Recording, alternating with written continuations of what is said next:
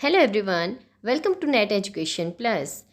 आज की वीडियो में हम कुछ इम्पोर्टेंट एक्ट्स या अधिनियम और उनके ईयर पढ़ने जा रहे हैं। अक्सर एजुकेशन के एग्जाम में एक क्वेश्चन देखने को मिलता है जिसमें हमें कुछ एक्ट्स दिए जाते हैं और उनके ईयर को हमें मैच कराना होता है या ईयर को हमें बताना होता है। और सेम यही क्वेश्चन फर्स्ट पेपर में भी काफ़ी बार पूछा जाता है, इसलिए आज का वीडियो काफी इंपॉर्टेंट है आने वाले एग्जाम के लिए। So let's start.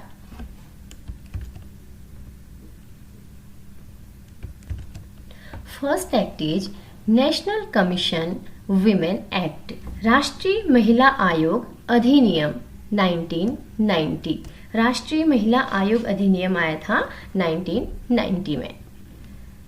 नेक्स्ट है national commission backward classes act, national commission of backward classes act, इसका ईयर है 1993।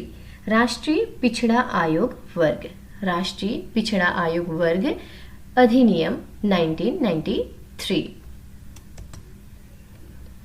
राइट टू इंफॉर्मेशन एक्ट 2005, सूचना का अधिकार अधिनियम 2005। Right to education act 2009, right to education शिक्षा का अधिकार अधिनियम 2009 में आया था। इसे free and compulsory education act भी कहा जाता है। नेक्स्ट है person with disabilities, equal opportunities, production of rights and full participation act 1995।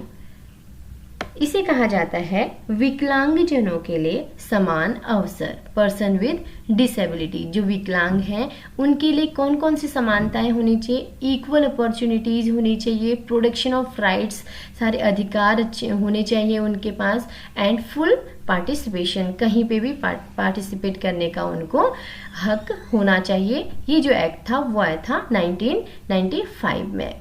बाद में क्या हुआ, 2016 में ये जो एक्ट था पर्सन विद डिसेबिलिटीज, इसे रिप्लेस करके इसका नेम कर दिया गया था the rights of person with disabilities. The rights of person with disabilities, इसे कहा जाता है RPWD। ये काफ़ी इंपॉर्टेंट टर्म है आपके आने वाले एग्जाम के लिए, क्योंकि ये जो रिप्लेसमेंट हुआ था इस एक्ट का, ये 2016 में हुआ था, अब ये भी हुआ है, तो हो सकता है आने वाले एग्जाम में पूछा जाए।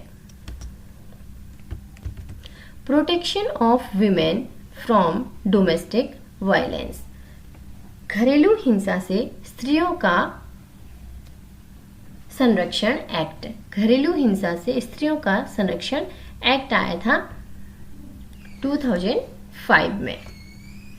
नेक्स्ट है child labour prohibition and regulation act, child labour prohibition and regulation act था 23 दिसंबर 1986।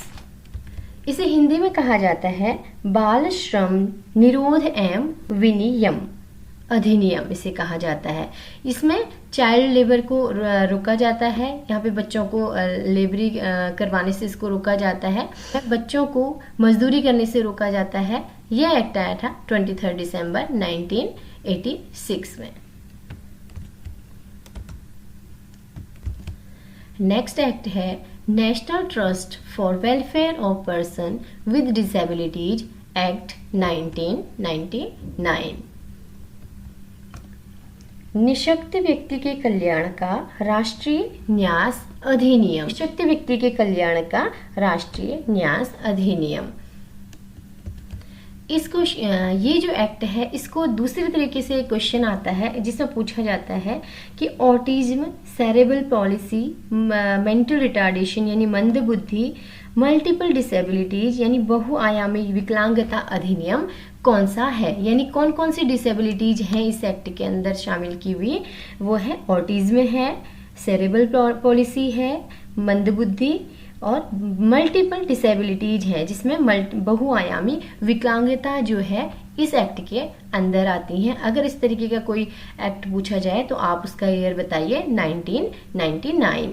नेक्स्ट है rehabilitation council of India act 1993। भारतीय पुनर्वास परिषद अधिनियम, इसे कहा जाता है भारतीय पुनर्वास परिषद अधिनियम। यह जो एक्ट था वो पार्लियामेंट में पास हुआ था 1992 में और इम्प्लीमेंट किया था 1993 में, और उसके बाद 2000 में इसका अमेंडमेंट भी हुआ था, इसका संशोधन भी हुआ था। तो rehabilitation council of India act यानी भारतीय पुनर्वास परिषद अधिनियम कब आया था? 93 में आया था और 2000 में इसका संशोधन हुआ था। नेक्स्ट है narcotic drugs and psychotropic substance act 1985। इसे हिंदी में कहा जाता है, narcotic drugs and psychotropic substance को कहा जाता है स्वापक औषधि मन प्रभावी अधिनियम। यानी जो ये नारकोटिक ड्रग्स है इसे कहा जाता है स्वापक औषधि और मन प्रभावी अधिनियम 1985। यहाँ पर ड्रग्स के केस में जो लोग पकड़े जाते थे उनको सजा का प्रावधान है। नेक्स्ट है the Hindu women rights to property act 1937 में हिंदू औरतों को सबसे पहले प्रॉपर्टी का अधिकार दिया गया था।